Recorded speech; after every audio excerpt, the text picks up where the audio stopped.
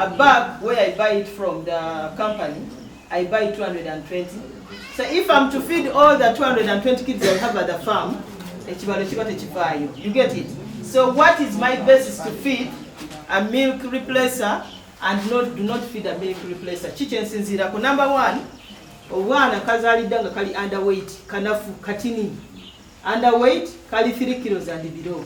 Are we together? Akonkawa milk replacer. Akana born triplets. Buzalidwa Owana busatu. Born triplets, 3 babies. Are we together? I either take away one, the weakest, minkatandisa mata. Are we together? And then also there are those mothers like the signs you said, we can say some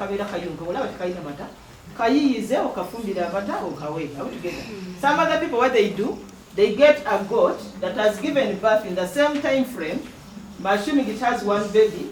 They pick one baby from this side and then they take it to this baby. That is fostering. You can also do that, though it is not sustainable, especially if you don't have a serious team at the farm.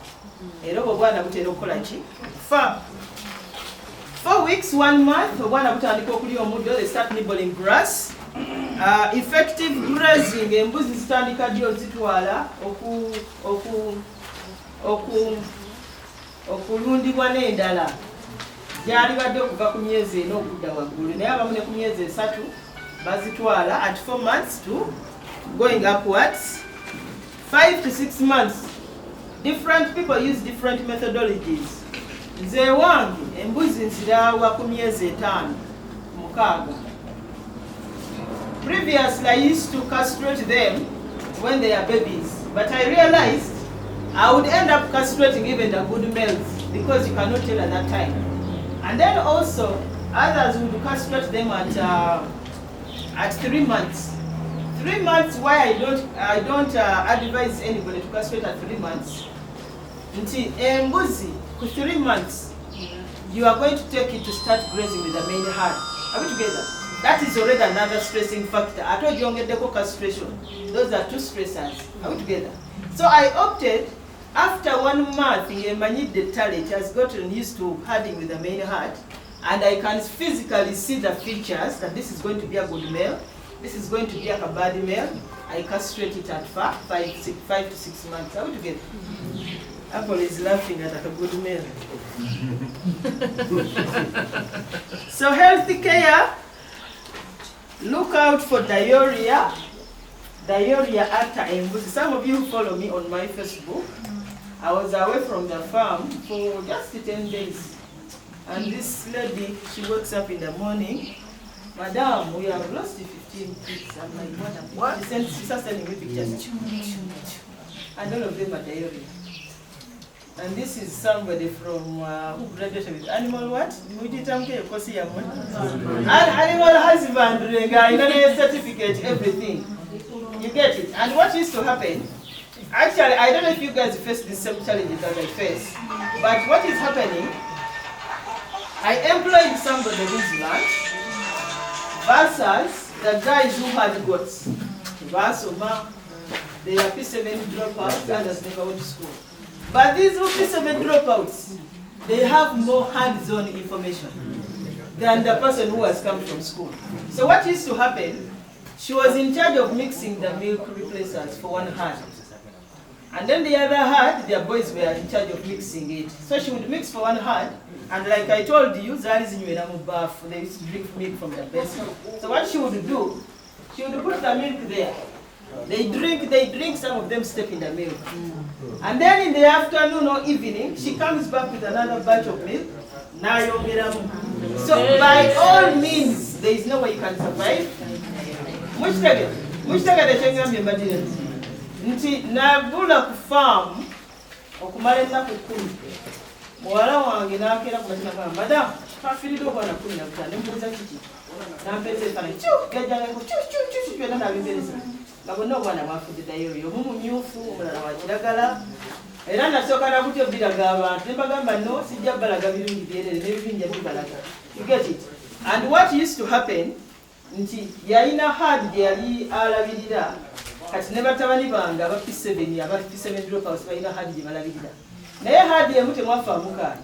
Hard gye yali in charge obwana 15 bwafa kati banne baŋŋamba nti ffe twamugamba ng'agamba tulina olugezigezi yaleetanga amata n'agateeka mu bbaafu ne bunywa ne bukuta bunetandika okuzanyiramu ne bulinnyamu n'amala n'addira in the afternoon n'aleeta amalala n'atopinga up mulaba that katogo awo buli ngeri yonna tosobola kusigaza taata.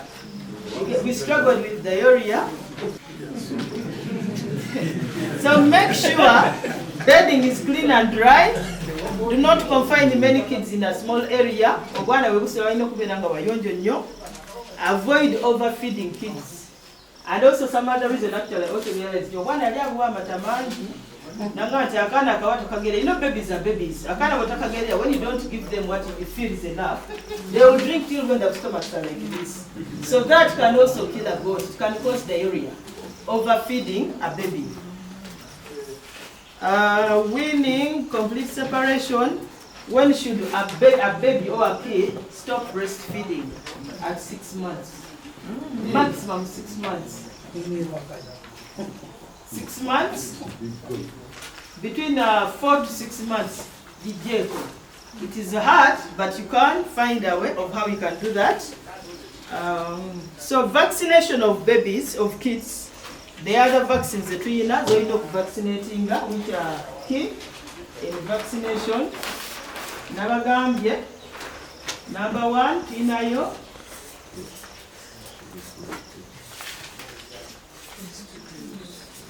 Are we together? Your vaccine is over. But in a vaccine, you give to the mothers when they are pregnant. Are we together? You also give to the kids.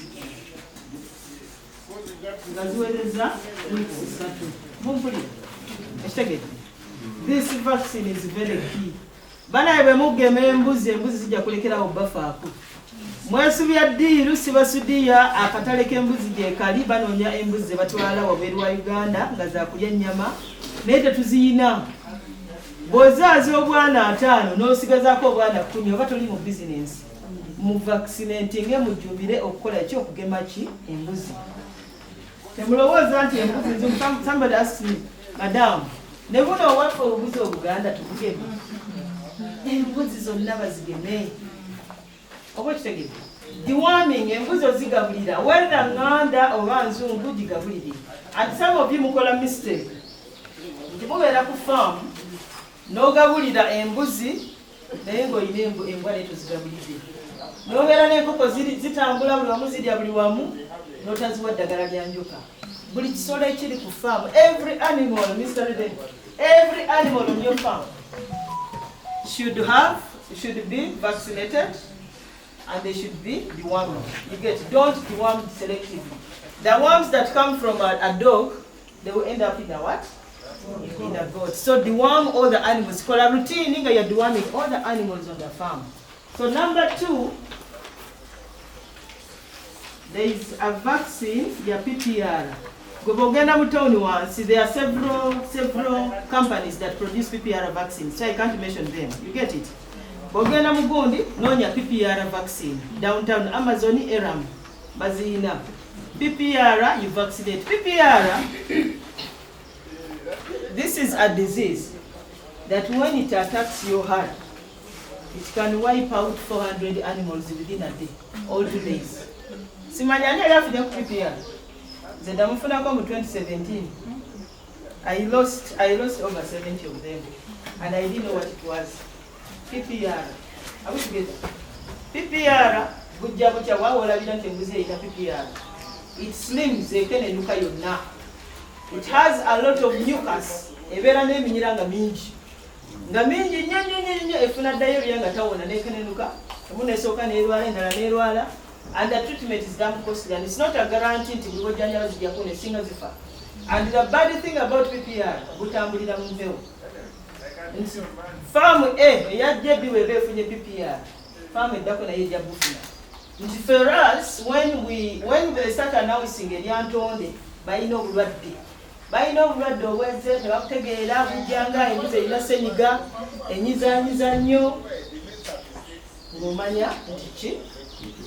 Ngomanya nti PPR yazze. So PPR mubugeme vaccine jeziri mu downtown. Up country, the only pharmacy Germany Eramu in Mbarara. Those who are coming from western side, the Eramu Mbarara has all the vaccines. You don't have to come to Kampala. Are we together?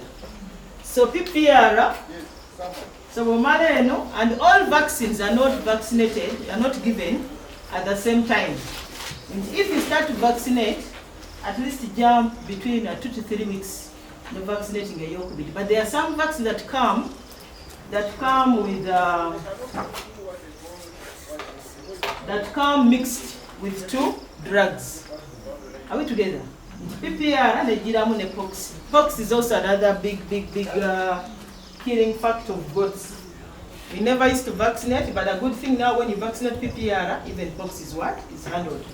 Last year in May, I lost over 100 goats to pox.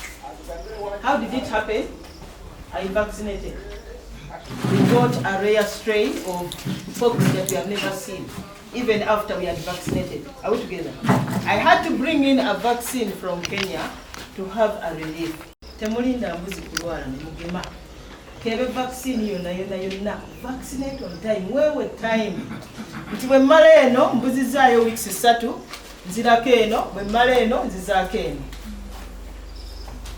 So number 3, olulimi lwayo bali mu Spanish nange sibusobola naye CCPPP.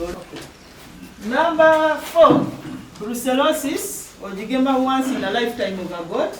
Brucella onakwata abantu n'ebisolo bamugema. Tolinda mbuzi kulwalako gigeme nga bukyali. ORF, waliwo obulwadde obupya, si bupya actually. Previously, we used to treat off with our own antibiotics. Obumwamwa, mumanyi obumwamwa. Obumwamwa, embuzi nefuna obumwamwa ng'efuna amabwa n'oteekako kapena spray, oteekako wood spray nekiwona. Naye kati twafunye strain y'obumwamwa, we have gotten a stress of ORF, it is a wound on the mouth. You find a baby, all the mandibles inside are swollen, nga tesobola kumira.